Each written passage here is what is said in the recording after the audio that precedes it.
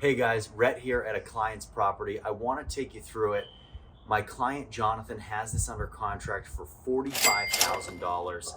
We did a walkthrough around the entire exterior.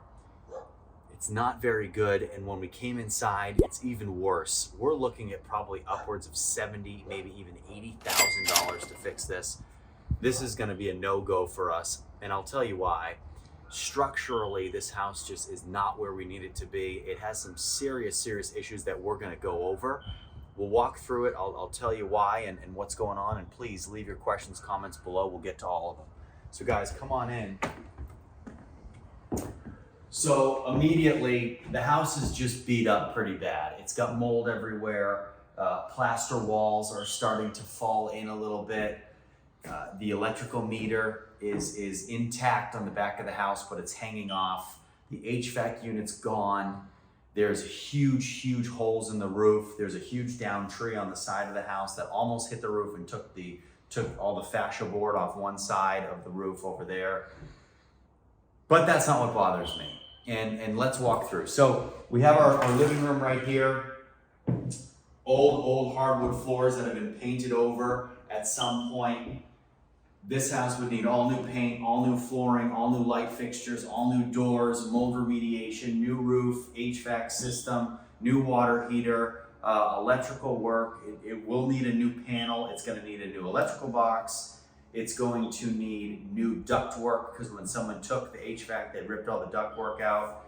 So it needs a lot, but you can see it's just dirty. It's disgusting. There's dirt on the walls. And then one thing to notice is the floor's starting to buckle. So we have this old hardwood floor. It's starting to buckle here, and it was cut at one point, but the floor is really wavy. That's problem number one. One thing we noticed when we were walking through here is this wall is starting to crack more severely than any other wall in the house. So a lot of cracking, a lot of mold, but why is it? Well, one thing we noticed was right here, there is a huge drop off. So big drop off, and you guys know I've used this flashlight before.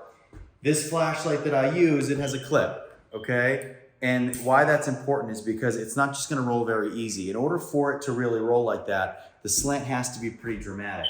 So when we see that we have a dramatic fall off right here, I want you guys to look up at this door frame. And one thing about this door frame is it's incredibly slanted, okay? Our issue is we have totally and completely lost our supports underneath this wall. Now, the problem with that is this wall goes down the entire center of the home. Now, when you have a wall that goes down the entire center of the home, it's what's known as a load-bearing wall. So this wall in itself that runs from the front of the house to the rear of the house is the wall that's keeping the roof up. It's one of the most integral parts of the home. We've lost it. We've lost the integrity of it, and now we're in a tough spot. So because of this, it's now time to go underneath the house. We have to resupport the entire house and now bring this wall back up, which is then going to resupport the load that it's carrying, which is the roof. We're having a lot of issues on the exterior if you were to look at this roof where it's caving in. It's all starting because we're losing this main support. So it's bringing everything down, and I'll show you what other effects it's having on the home. But before we go into bedroom number 2 and bedroom number 3, let's walk through the kitchen. Now, because everything is so downward sloped, we're now going uphill into the kitchen. Kitchen's beat up, guys. Really gross, really nasty. Hasn't been cleaned in a really long time. Really, this is like a wave. It is extremely unbalanced. There's old paneling on the walls that's coming off of the walls. The cupboards are disgusting. Cabinets are gross. Everything about this house is really nasty. So as we continue back, there's an old laundry room back here. Doors are gross. Really bad smell of mildew and water damage, rotting wood. But as you can see, we have a ton of active water coming in through the back of the house. So this is one of probably 20 places that the roof is bad. Active water coming through here, severe water damage coming through here, water damage on the floor from where that's leaking when it rains, water damage here. This entire back half of the house is really, really coming apart. So as you come in even further, you see the mold. So guys, you see how bad that water damage really is when you look at the back of this door. Now, because the water's coming in so heavily in this room, we know that a lot of that moisture is getting trapped in here, and you can see that on this door with all these mold spores. As we enter bedroom number 1, more mold on the walls, and of course another epicenter again of where all this water is coming in. But if you look over here on this wall, it's even worse. We have severe water damage on the ceilings, severe water damage on the walls. You can actually hear it dripping. It has an active leak.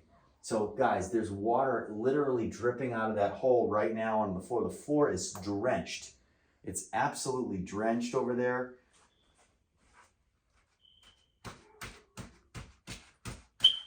You see that water coming up? I mean, it's disgusting. Okay, so that's where it's coming in, and just really bad here. I don't want to breathe in this air anymore, so we're going to make our way out.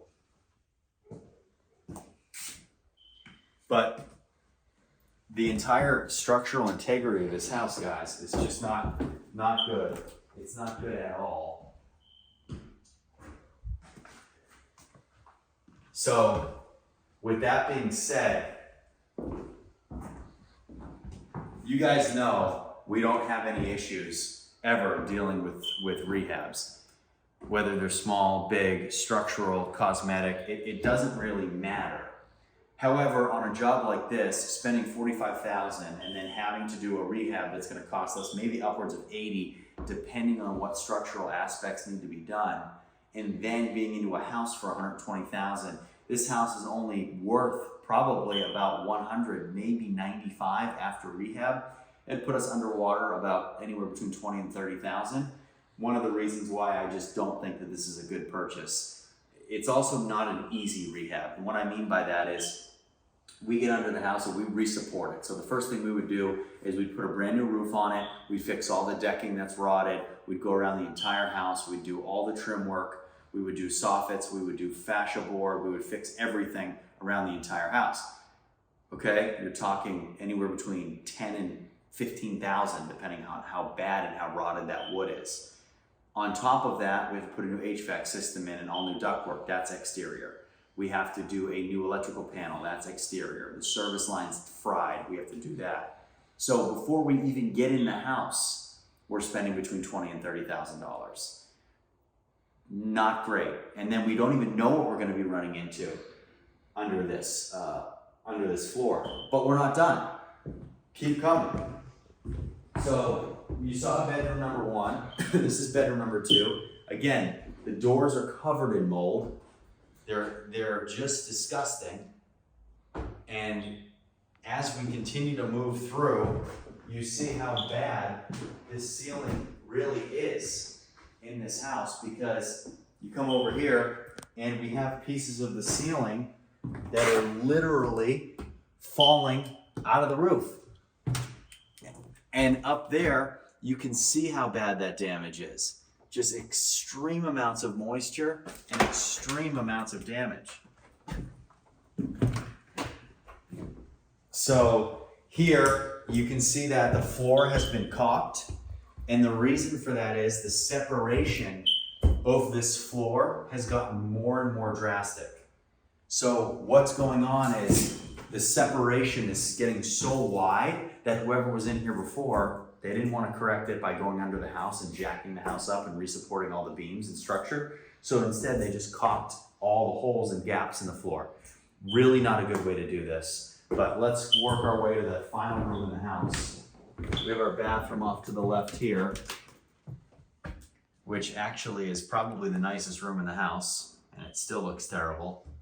But moving into this third bedroom, another issue that I have about this house, guys, is we don't have any issues spending money on rehabs. Rehabs are one of those pivotal parts of investing in real estate because it's the only way to immediately force appreciation on your property.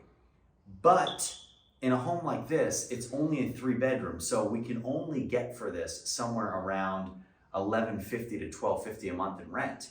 It's not going to rationalize us spending and being into a house for almost $130,000. It's not going to make the 1% rule. We're going to be significantly below that after expenses. We're not going to be making enough money. So don't like it. We're going to get out of here. I'm going to have my client Jonathan drop this house, and this is just not what we want to get into. Now, if the numbers worked, by all means, let's take it on. If they were selling this for $10,000, I think it'd be great. We could be into it for under $100, and it would be worth under $100, and we could get somebody in for $1,200 a month. Then the numbers work, but not with the constant or the current deal of this property. So, guys, thanks for watching. Any questions, comments, things you might do in this house, things that I missed, things that you want to discuss, leave them in the comments below, and we'll see you next time.